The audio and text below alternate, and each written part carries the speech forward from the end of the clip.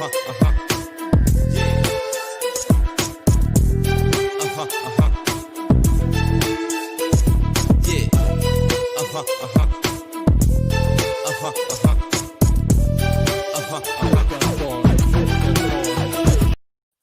going on? What's going on? Good evening. Welcome to another episode of Steve the Kidney Nurse. How's everyone doing? Thank you for the 3 people that are on here. Let me tell you, tonight I want to talk about something that a lot of kidney warriors don't even think about until it hits them. The dialysis unit's supposed to go over this. What they may do now is hand the warrior a piece of paper with emergency preparedness, but I think they only required to go over emergency preparedness maybe twice a year or every quarter. But the fact remains, a lot of kidney warriors do not know about emergency preparedness. And that's what this show is about tonight. In the past, we have done many shows on emergency preparedness. So to the 4 people who watch this, man, you're going to get some great information. And if you're in the area that is hit by a natural disaster, then you know what to do. You ain't got to worry. You got to worry about dialysis, but you'll be prepared. All right. That's the best thing I can tell you about this broadcast is being prepared. That's why it's called emergency preparedness. Now, before we get into this, let me show you some pictures because no one, and I mean no one, is immune to this travesty and devastation. Let's look at this one picture. All right. Now, no one is immune from flooding. Okay. Now, what if you have, you're a warrior, you do home dialysis or you go to dialysis and you need to get out, but you can't go to dialysis. But what if you're at home and your power goes out? What do? What about this? We know wildfires happen in California. That's no secret every year. And we got kidney warriors that live in California. What do they do? What do you do if this fire is creeping at your back door and you're on hemodialysis in your house? Or you go to a unit, now you can't get out and go because this fire is nipping at your butt. Do you have your necessary documents that you need when you go to dialysis? If you need to go in another state or if you need to evacuate and go somewhere else, do you have your dialysis orders, information, what kidney you run on? All that stuff a lot of warriors don't think about. They just get up and get the hell out of Dodge. I would too. But because of the times that we're living in now, nothing is immune. You got to have your earthquakes, your tornadoes, your floodings, your wind, your fire. It's all above. What about this? Tornado destruction. This is a topic we have to talk about and being prepared. And what this show is about tonight is going to give you helpful tips in an emergency. And again, it's just a travesty that is only 2 people on here, but it's more than 1 million people that are on hemodialysis. What about that? What if the person lived in a house who's on home dialysis? What would they do? So I show these pictures to say it can happen. We all know it can happen. So let's get right into it. Emergencies caused by severe weather or disasters can happen with or without warning. Now, check this out. If you need dialysis, having power and water, those are two things you need for dialysis. Power to run the machines, to run the RO, and you need the water. All right. Now, you need transportation, you need the supplies. That's very important. Some emergency situations may make it impossible for you to get to your dialysis facility or give yourself dialysis.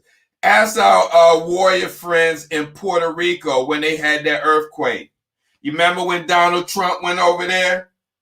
Right? And they didn't get, a lot of aid wasn't given. You had warriors flying and going 8 hours out of their day to get to dialysis.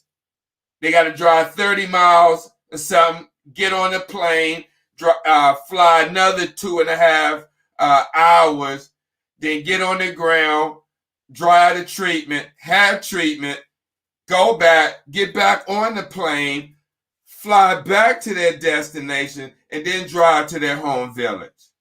Come on now.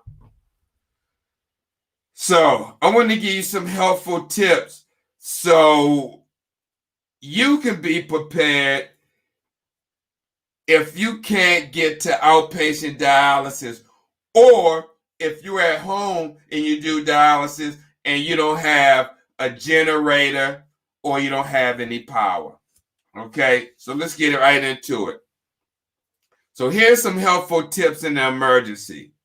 All right, number one, stay at home. Seriously, if you're on dialysis, stay at home. You don't need to get out there. You may get cut, whatever. And the thing is, if you get cut, scratched, you can develop an infection because you don't know what type of bacteria or whatever is on this debris that may have kind of came out of the storm from wood and all that. So stay at home unless you are hurt. Now, if you hurt, you definitely got to go seek medical attention. As long as it is safe to do so. Instructions normally for dialysis go across the screen. For patients are, like I said, normally available TV, radio, or by phone messenger. Depending on the nature of the emergency, you may want to call your dialysis facility or doctor, see what's going on, especially in the snow. We're coming up on the winter.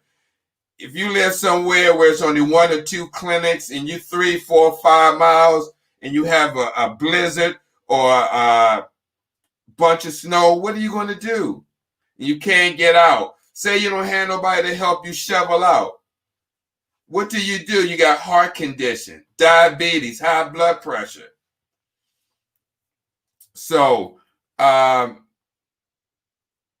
2, take a fanny pack or backpack stocked with emergency supplies, food, and medication. You got to have extra medication, bar none. If you can afford it, or maybe you can, I don't want to say penny pinch, but if you can't afford it, you may want to put some medication to the side, right, for the emergency. So take a fanny pack or backpack, stock an emergency backpack with supplies, food, medication with you if you will be away from home when severe weather or a natural disaster is predicted. If you got a bug out, as they call it, you remember doomsday prep, bug out bag, it's pretty much the same thing, a bug out bag for dialysis. Damn, nobody better not take that idea. I'm telling you, I better not see it.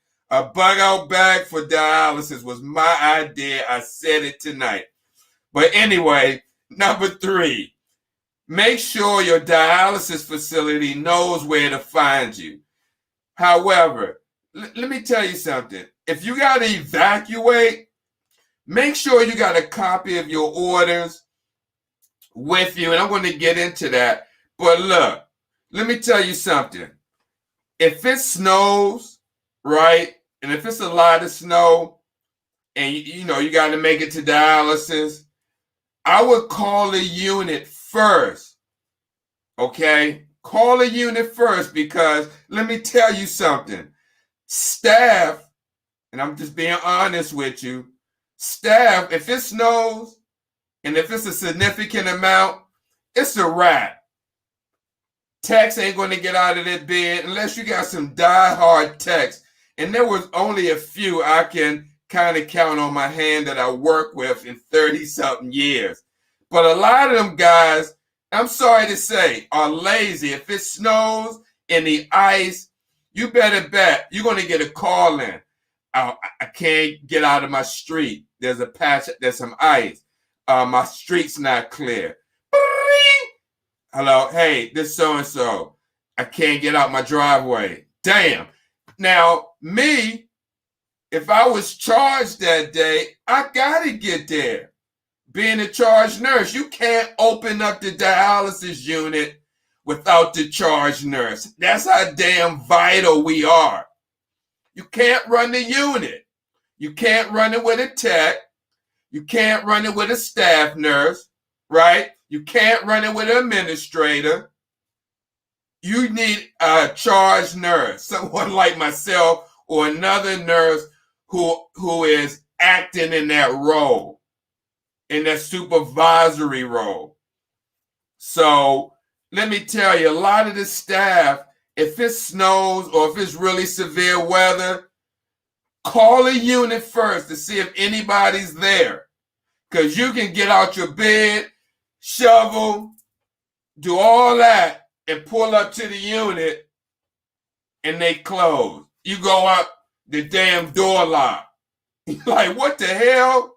Shit, I done got myself out of bed. And then, no one told you to look on the television to see if the little ticker, like we got here with the Kibo subscription going across the screen, most news stations have a ticker going across or scrolling of the dialysis units open. I know they did in Baltimore. I can't speak for any other city across the United States. Number 4, start your emergency diet. If you can't get out, you need to know, or you need to implement or know about the emergency diet. When I want to talk about an emergency situation is predicted or occurs, you need to start that diet. If it could delay your next regular treatment. So if you think you can't get out, get the treatment, you need to implement that emergency diet. Now, the emergency diet is only when it's a natural disaster, right? Or an emergency. It's not no regular diet for you. Emergency diet, okay? Because you need to take and ingest food that's low in phosphorus, right? So you don't get itch, and that phosphorus don't go up, and that's low in potassium, so you don't get that cardiac arrest. All right. Number 5, if you got to evacuate and go to a shelter, tell the person in charge of your health needs. Don't keep it a secret. All right. Let them know, hey, I'm a kidney dialysis patient. I go to dialysis Monday, Wednesday, Friday, Tuesday, Thursday, Saturday. My dialysis tomorrow. Can you get me there? Or, you're going to have a cell phone and all that. Make sure your cell phone is charged. If you know a storm is predicted, make sure you got a backup charger and you charge up your cell phone and any electronic items you need to take with you. Now, 6, if you need medical treatment, make sure your dialysis access is not used for anything other than your dialysis treatment. Meaning, if you evacuate and you go to Blojo, Kansas, and you live in Hojo, Kansas, and you evacuate up there, and you go to hospital or something, don't let them stick your access to draw blood or to administer anything. that's only to be used for kidney dialysis or is only to be accessed by dialysis personnel. A lot of warriors don't know this information because the units right now, there's a shortage. The demand of patients is high. The shortage is high in dialysis personnel. You can see it in a lot of facilities, especially here in the DMV area. 7, follow the instructions of this booklet. Now, I want to show you the booklet that's available to all warriors that you may not even know about. It's this booklet, and it's from CMS. It's called Preparing for Emergency, a guide for people on dialysis. And it's from the CMS. The address is on the back.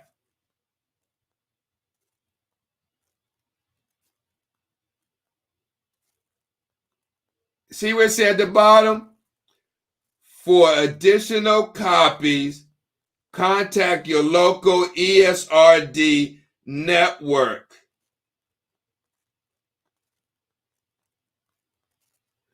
So this book is available to all warriors, but I don't know how many warriors know about this book. So I'm here to tell you, I'm going to do the instructions out of here. Not going to skim over it because this is a long book. See, they got two. They got this one and they got this one. You see the difference? This one is 8 pages, right? See, Mid-Atlantic Renal Coalition Network 5. This 8 pages. And this one from Medicare is like 33 pages. So this book has a lot more detailed information that I can't get into tonight. I want to try to get in a vast part of it. I may have to do a part 2. But just remember this. In an emergency, natural disaster, just know that hospitals may not be able to give you maintenance dialysis treatment because you got other people on dialysis as well. Basically, you're not the only one. So what do you do? And let's talk about travel tips. 1, if you know, like with Hurricane Katrina, our brothers and sisters suffered down there.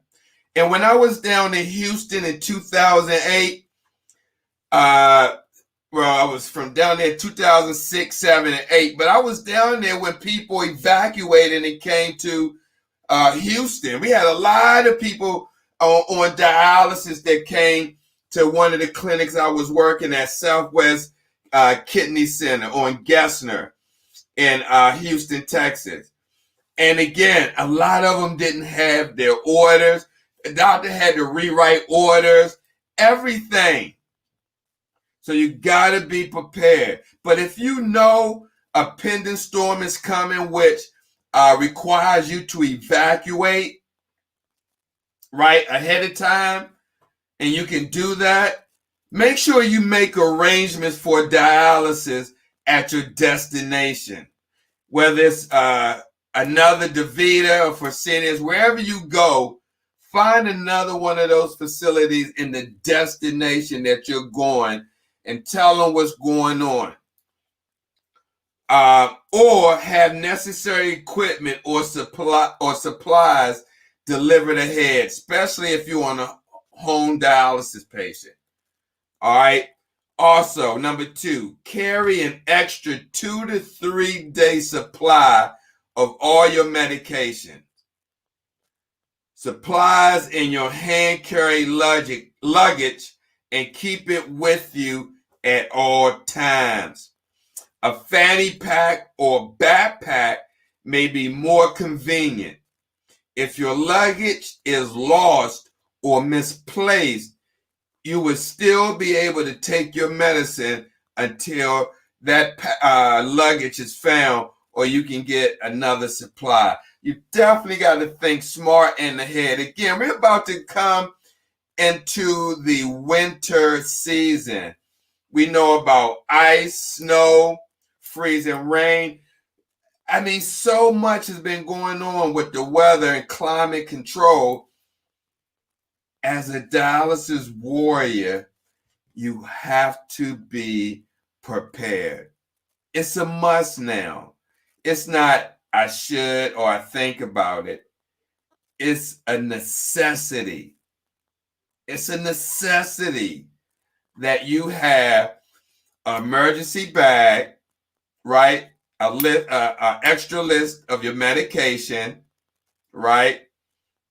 An emergency bag or overnight bag for the hospital in case you got to go to the hospital, and an emergency a medicine list in there, change of clothing, medication, toothpaste, all that stuff. You can go to the dollar store and get travel size, but you need to have something in case you need to bug out.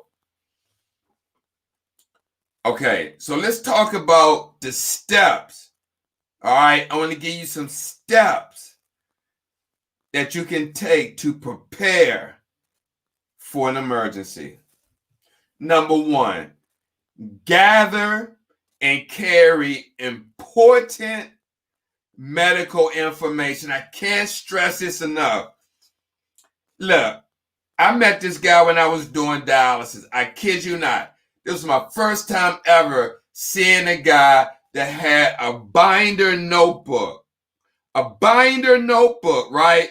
About that thick with all his medical information in it. I mean, categorized, hospital stays, lab work, dialysis treatment, consultation. I mean, I was like, damn. I was like, man, you are on it. But guess what? This guy owned a video store. So if you own a video store, he categorized his movies. So if he was that detailed with categorizing his movies, he did the same thing with his medical information. And that was very beneficial to him.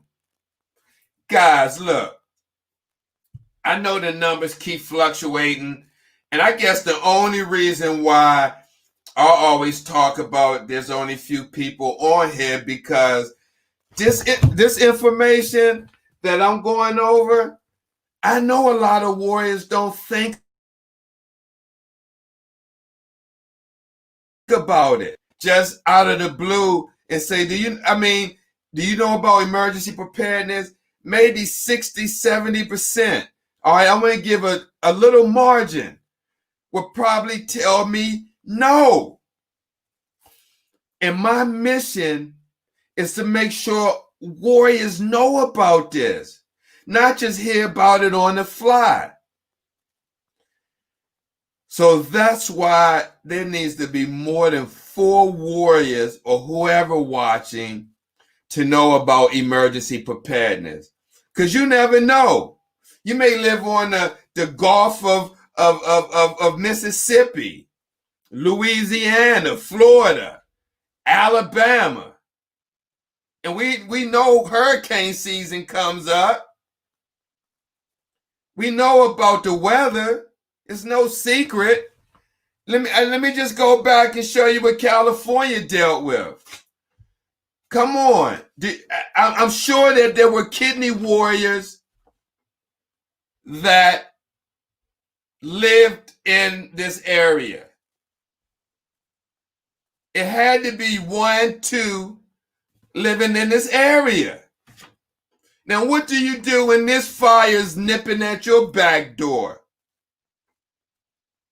Do you have your emergency bag? You got your medical information? Do you know where you're going to go so you can make alternative arrangements for treatment? Did you prepare an emergency stock of supplies, food, and medicine? Do you know what your diet to follow is if your dialysis must be delayed or missed? Not a lot of warriors think about this. And I don't blame you. If I live in DC, but if I lived in a place that didn't get hit with a lot of snowstorm and flooding and fires, I would be chill too. Like, shit, it ain't happened to me. I ain't got to worry about it. Yes, you do. We're in the 21st century. Climate control is on a rampant. When it's supposed to be hot, it's cold. When it's supposed to be cold, it's hot. Fall is spring. Spring is fall. Fires are popping up out of nowhere. Tornadoes. Earthquakes. Lord have mercy. I didn't talk about earthquakes. 5.1, 7.1 Richter scale. What do you do? Are you prepared? This is what I'm talking about tonight. And if they do, you show me the link. So let's get into it. Step one, as I said, gather and carry important medical information. Go to the hospital for treatment during emergency or travel, or if you need emergency health care, the medical staff need to know your medical status so you can get the right treatment. When your kidneys don't work, your body processes medicine differently. You must also reduce your fluid intake. Keeping medical staff aware of your medical status helps protect you from getting treatment that could be harmful to you.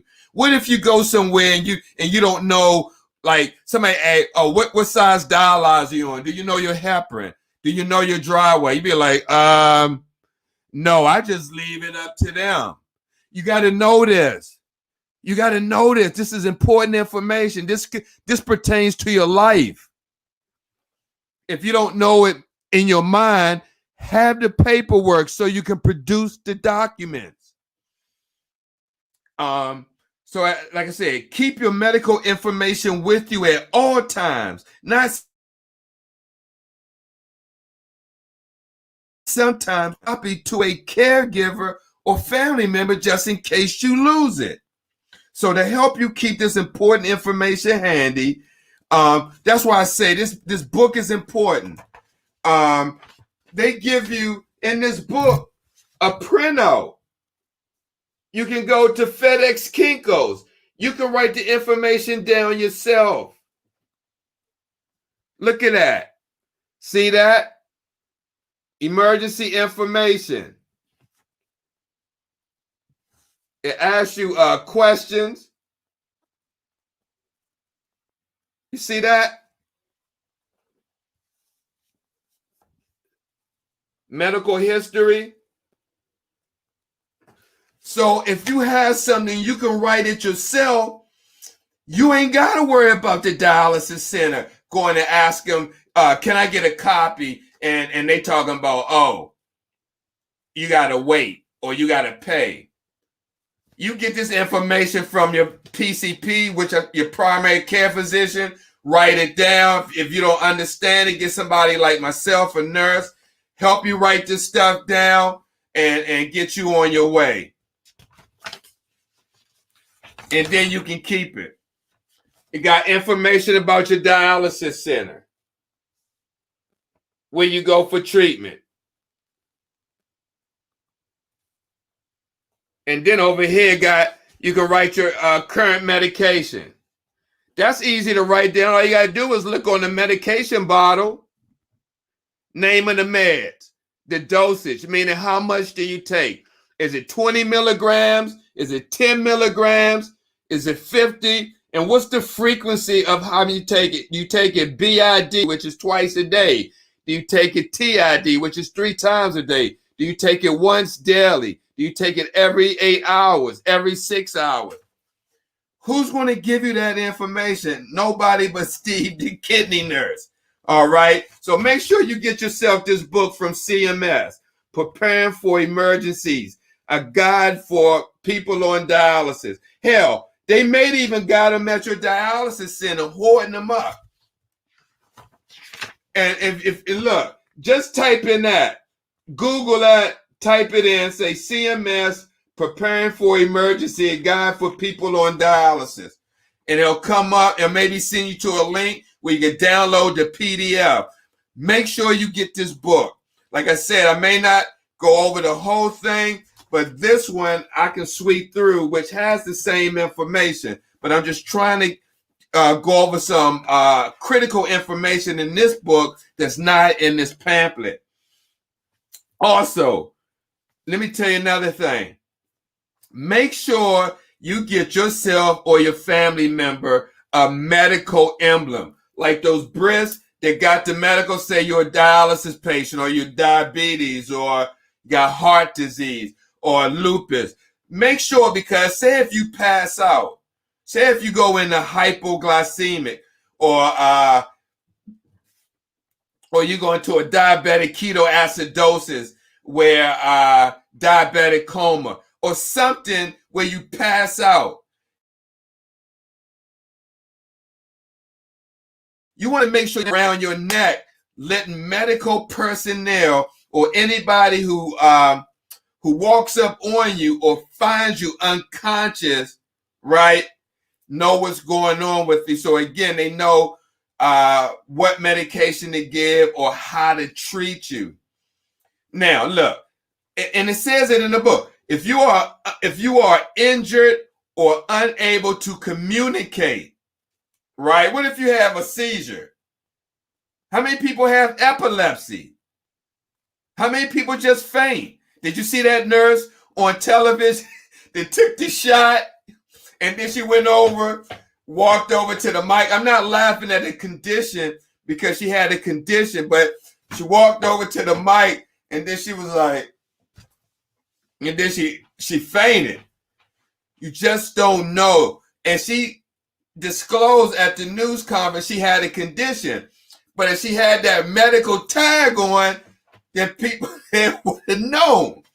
So, one way to alert people about your health, again, like I said, wearing a medical emblem around your neck or your wrist. It shows an internationally recognized symbol that lets people know your medical diagnosis, such as diabetes. It also provides a phone number medical staff can call to get more detailed information about you. Wearing a medical emblem at all times helps ensure that you get the care you need and that you don't get care that could be harmful to someone with your medical condition. Also, carry the medical information card that comes with the emblem. It has important information and may reduce the need for phone calls to the emblem registry service. All right, and then it says a necklace might be missed if your upper body clothes are rolled up. A bracelet is easy to see, but it shouldn't be worn on the same side as your dialysis access. Just remember that. It could block blood flow if it is poured up the arm and up there too tight. So some people may not know about it. So put it on the opposite arm. Now you can call, I hate to say these guys'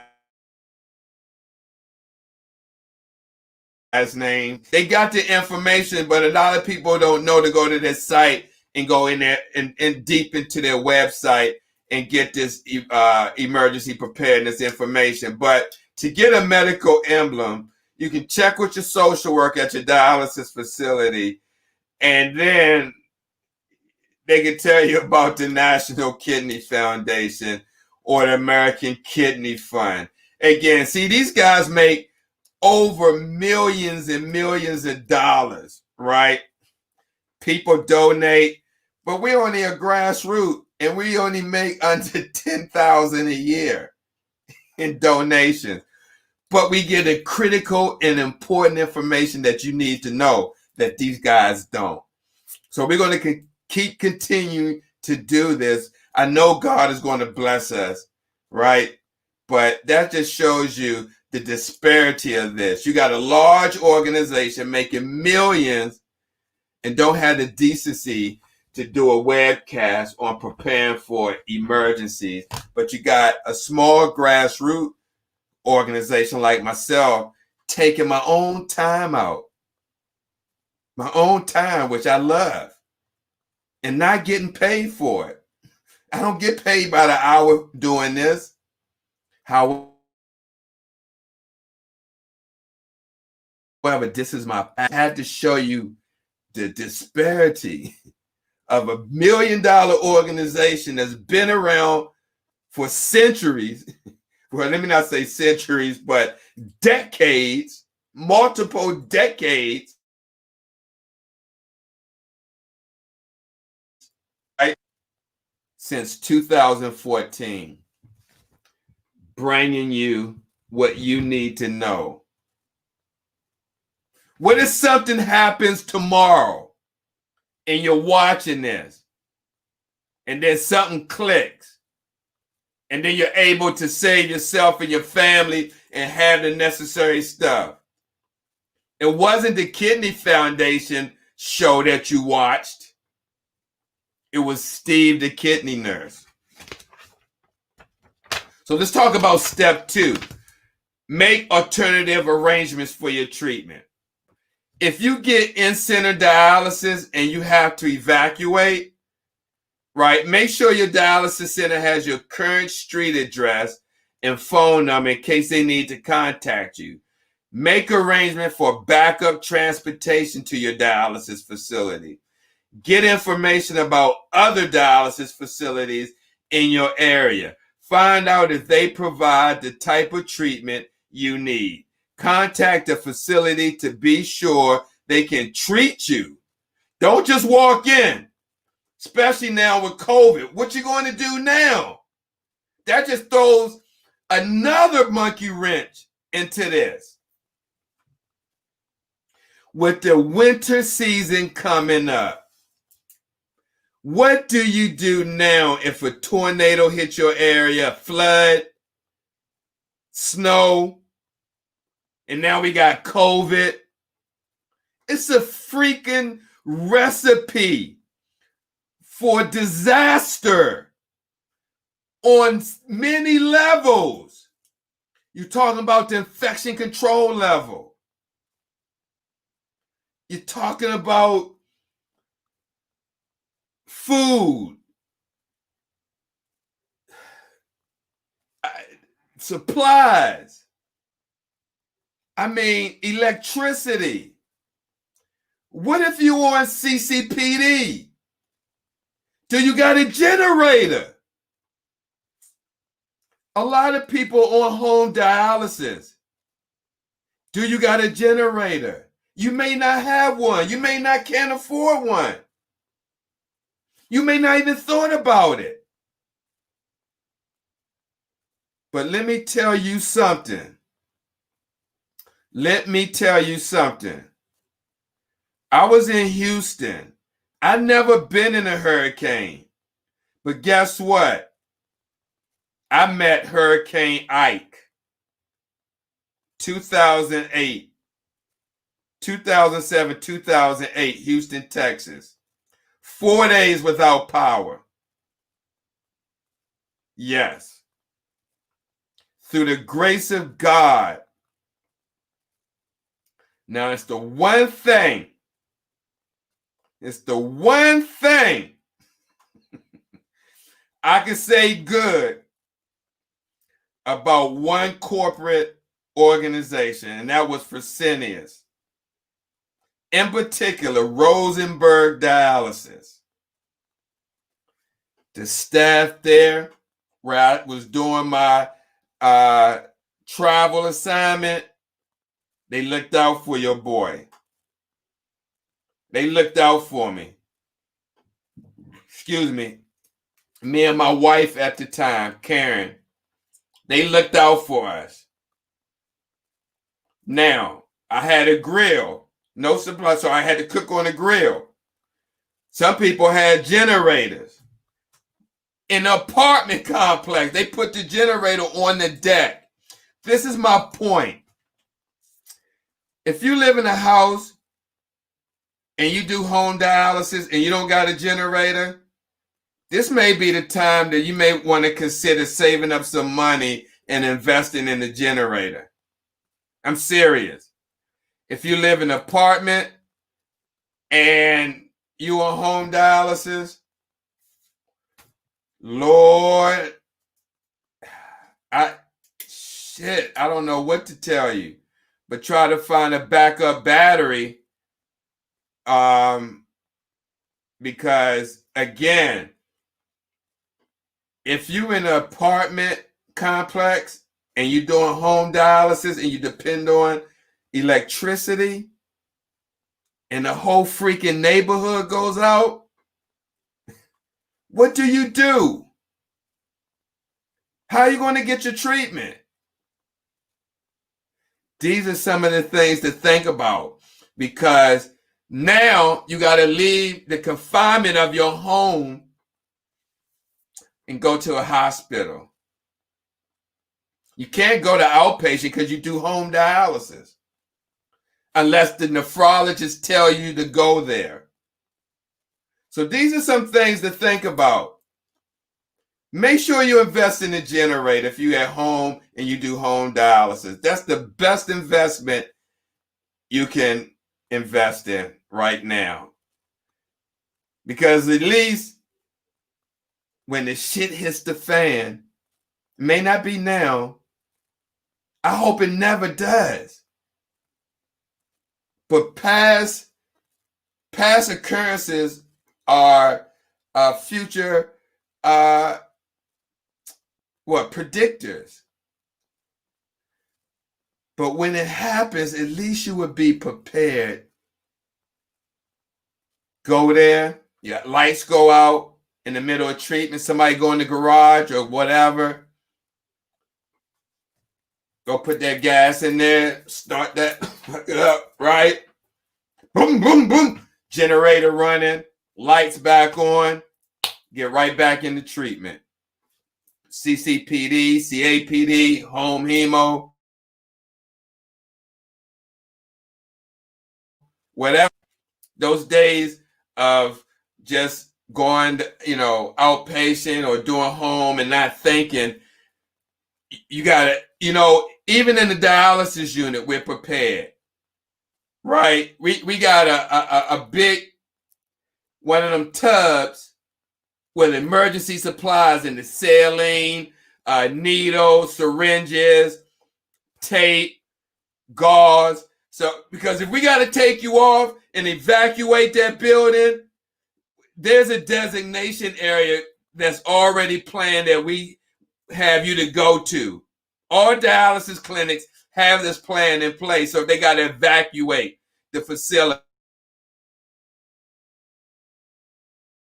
You got to go outside.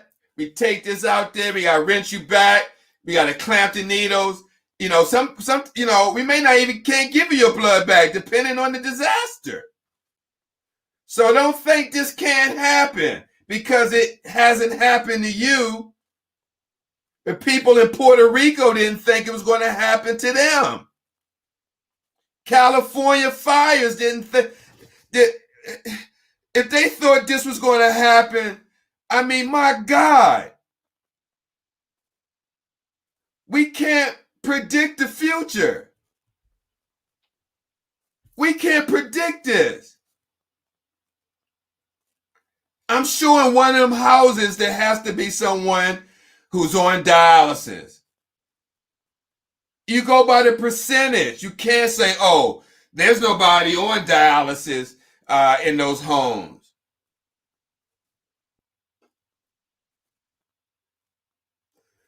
What about this?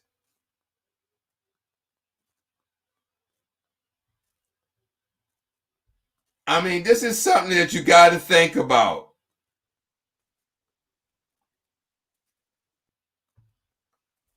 You think these guys thought about walking through? This is what I'm saying. If you got to evacuate and you live in an area where you got to walk through some water like our brothers and sisters did down during Hurricane Katrina, Louisiana, what if you're a diabetic and you get cut? What about the nastiness and the bacteria of the water getting into their wound? Man, this is something that we really got to think about, and that's why I'm bringing light to this subject tonight. Okay. Now, if you do CCPD, make sure, oh, this is one thing I didn't talk about, what you can do, right? If you do CCPD, if you use a cycler, you may want to purchase a gasoline-powered generator that makes 110-volt AC alternating current, or check this out, or if you have a car, boom, if you have a car, you can run your cycler off the cigarette lighter. How many of y'all knew that if you do home dialysis, CCPD? You can run your cycler off the cigarette lighter by using a 12-volt DC to a 110-volt AC inverter, available at electronic stores or Amazon. If the car is in a garage, make sure there is plenty, and I mean plenty, because you don't want to fall asleep from carbon monoxide. That's a done deal. Make sure there is plenty of fresh air and good ventilation. If you learn how to do manual CAPD, you will not need a generator or inverter. If you lose power and don't have a generator, switch from CCPD to manual CAPD. So learn how to do both. Also, let me just, you know what you could possibly do?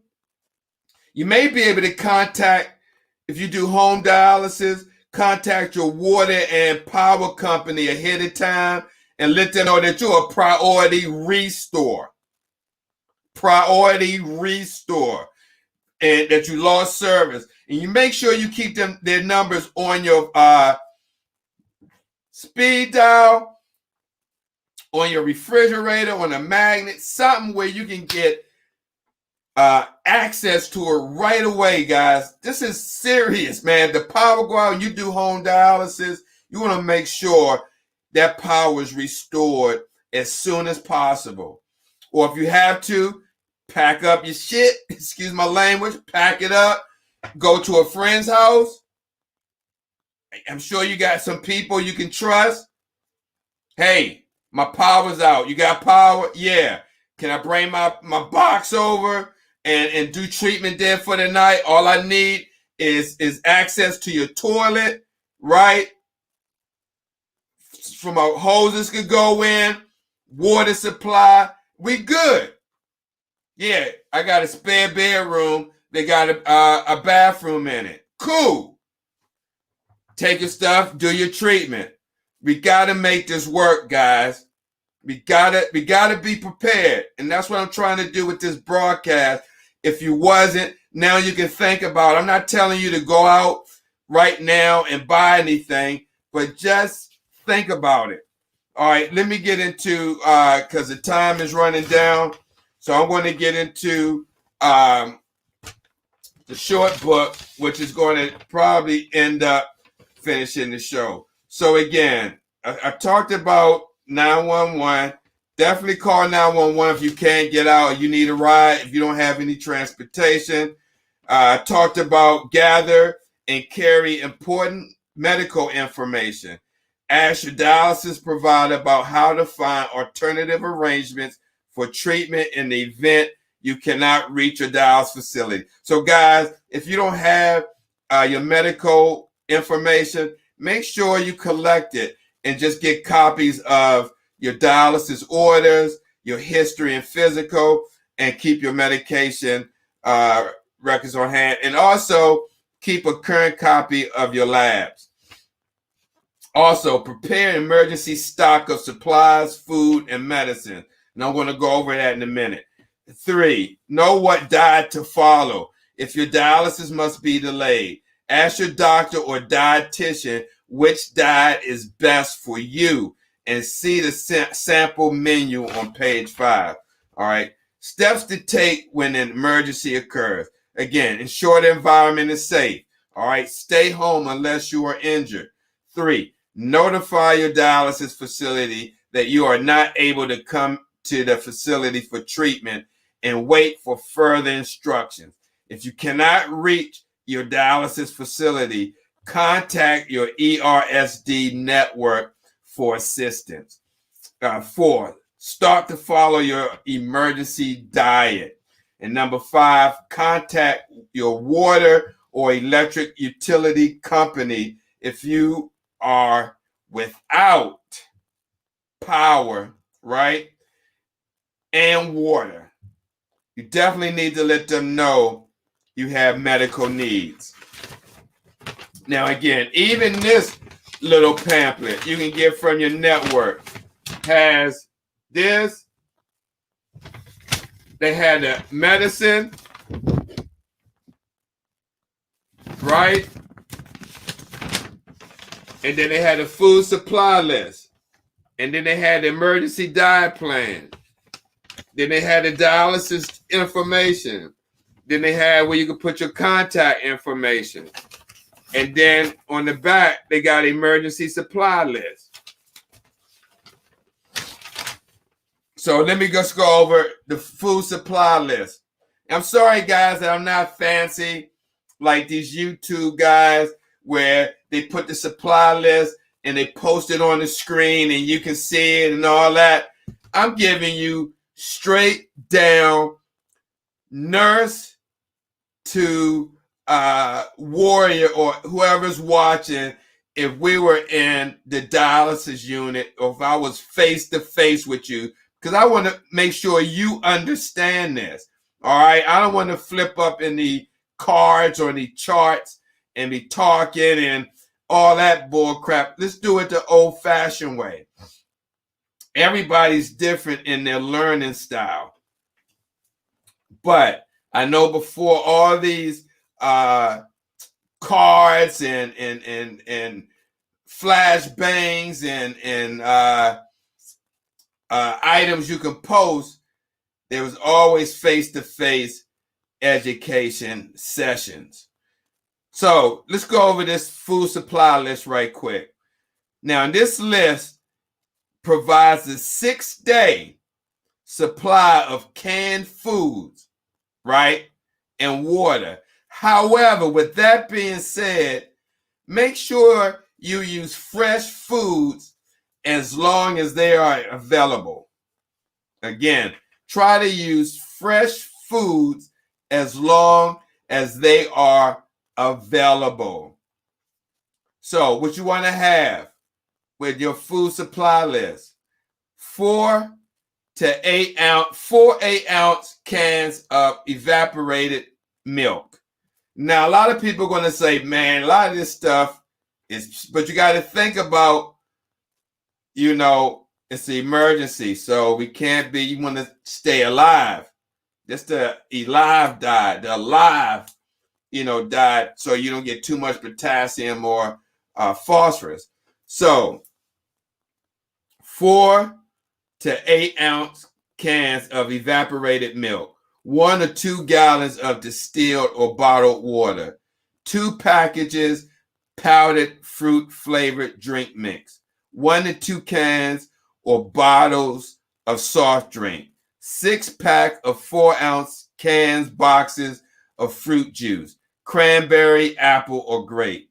6 boxes of single-serving cereal, no Raisin Bran. Small box of white sugar or box of sugar packets. 12 4-ounce cans of fruit bowls or fruit, no raisins. 6 8-ounce cans of low-sodium vegetables, carrots, green beans, peas, corns, or wax beans. 6 3-ounce or 4-ounce cans of low-sodium meat, tuna, crab, chicken, salmon. As my friend Keith said, the L is silent in salmon. Some people say salmon. It's salmon.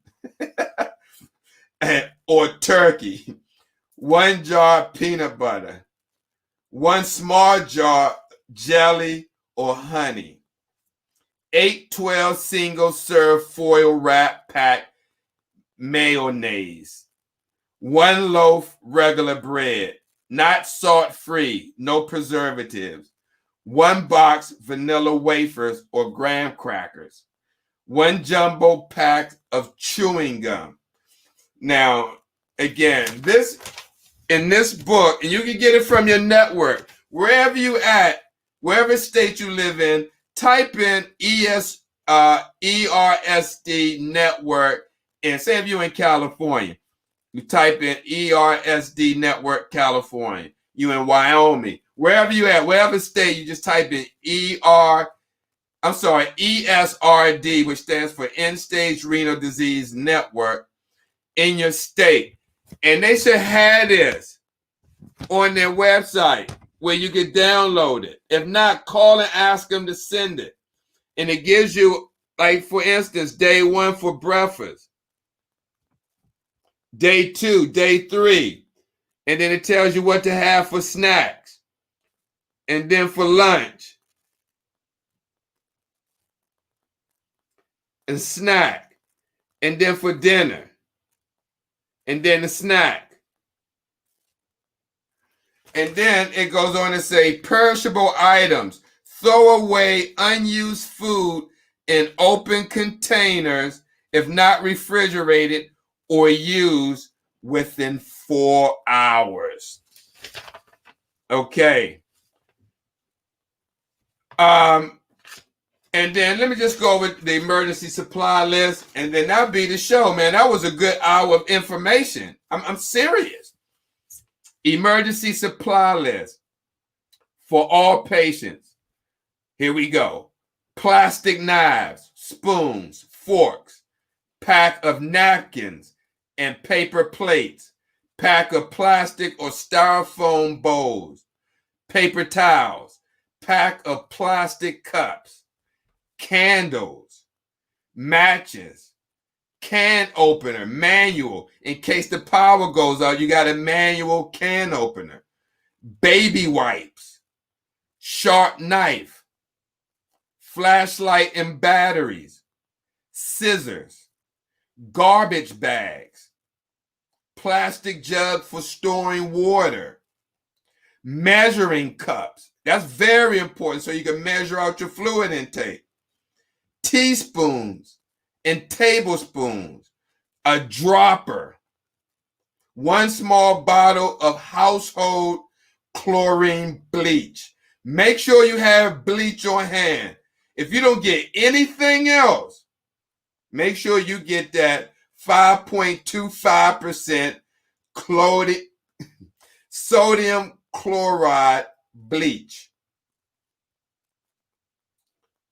A piece of cloth, cheesecloth, or handkerchief that's going to probably be used as a strainer.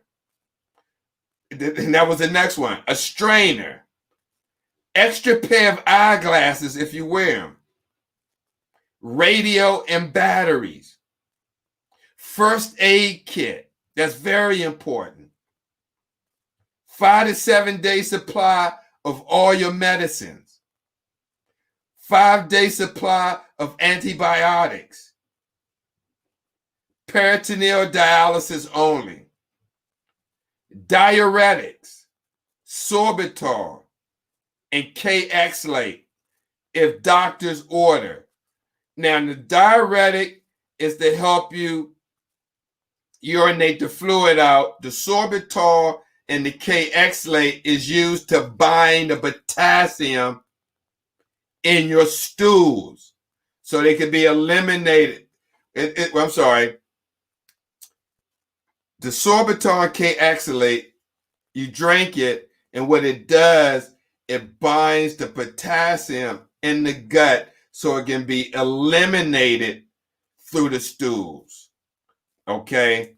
A lot of doctors around wintertime, a lot of doctors where I used to work will write a prescription for patients for K-Xlate, and you take it to the drugstore and you get it, and it comes in a bottle and you take it. It takes, so much. Now, if you're a diabetic, you're going to need spare batteries and test strips for a glucometer. I don't know how many warriors even that's diabetic that may think about that. If you can get an extra glucometer, if you got the insurance, maybe you can say your other one broke or you lost it, you left it somewhere, and then get another one. I'm sorry. I mean, you got to do what you got to do. But now you got one in your emergency bag. And then you got one for your regular. I mean, you got to look out for yourself. Okay, now if you're diabetic, like I said, make sure for your emergency list, you have spare batteries and spare test strips for your glucose meter.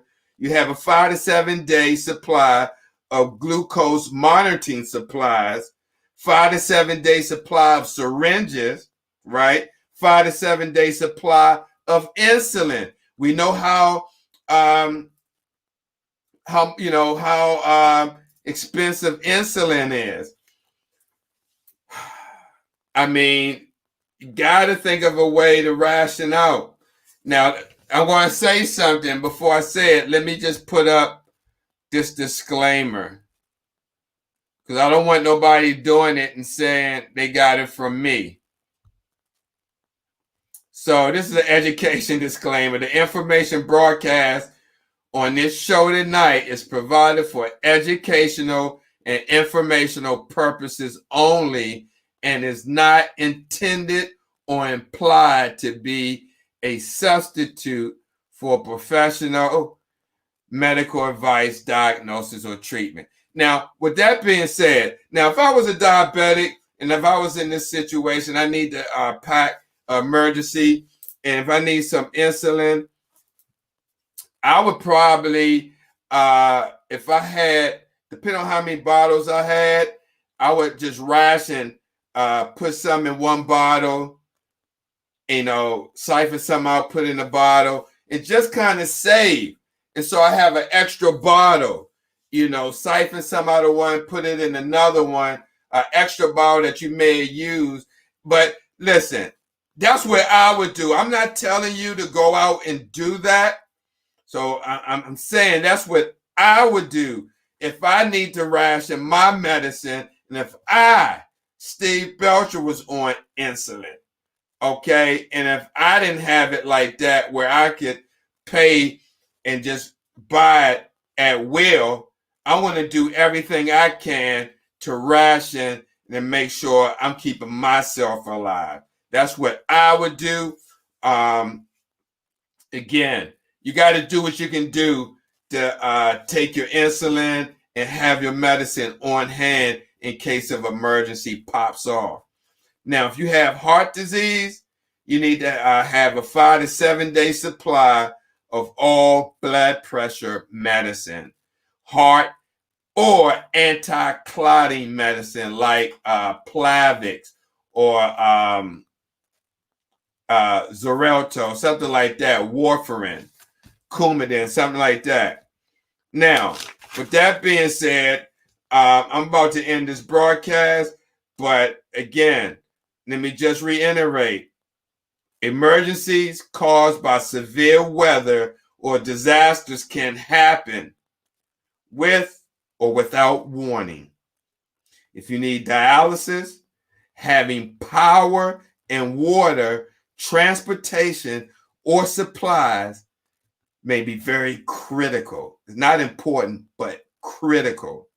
And some emergency situations may make it impossible, extremely impossible, for you to get to your dialysis facility or give yourself dialysis. I hope you got something out of this broadcast. Again, we talked about emergency preparedness. Are you ready? And Steve, the kidney nurse, want to know, are you ready? Again, you can get this from your local End-Stage Renal Network. And for this particular network, as you can see, the Mid-Atlantic Renal Coalition. And you can see the website. Also, you can go to www.esrdnet.org and you can see all the networks and see what state you fall under, what network. So again, this is for, patients. It's loaded with information. You can put your dialysis information on there and just put it in your emergency bag.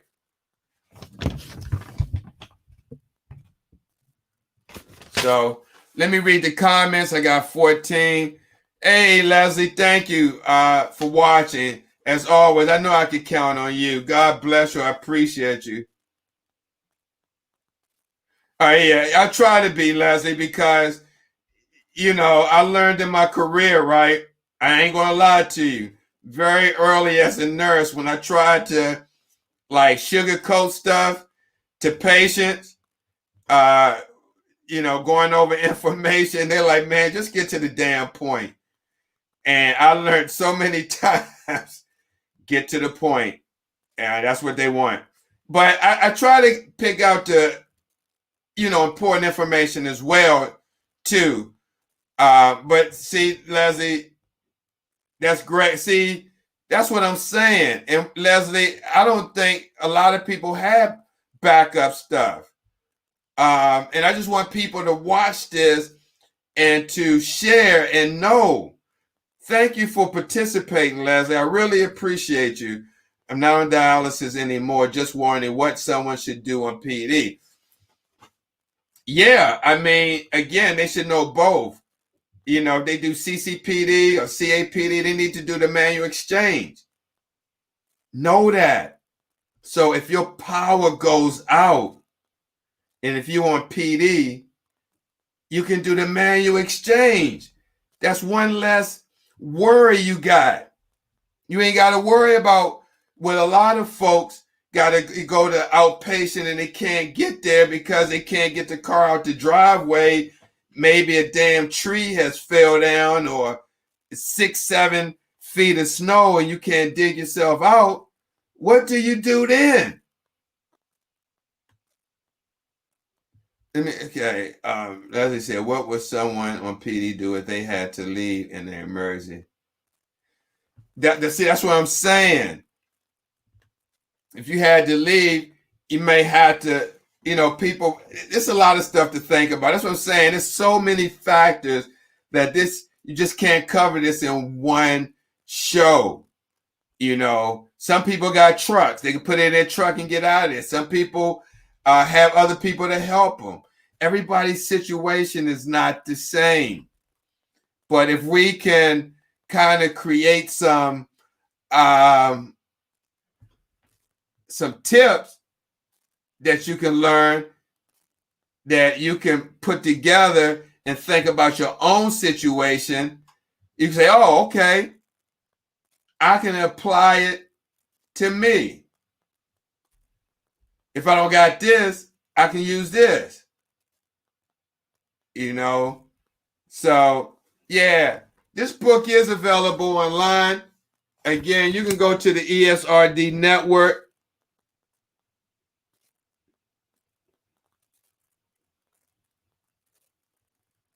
It says reprinted with permission from Reno Network 11. Now, Network 11 is in St. Paul, Minnesota. So if you go to that website, I'll leave it up for a moment. www.esrdnet11.org.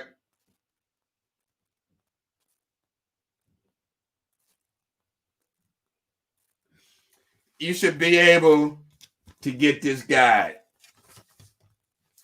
And again, if you go to Medicare, if you want the bigger one, the much thicker one, 30-something page, detailed, you can go to www.medicare.gov. All right, guys. See, the crowd done dwindled down to 3. Thank you, Leslie. I can always count on you. God bless you. You know what? Leslie? And it just came on my heart.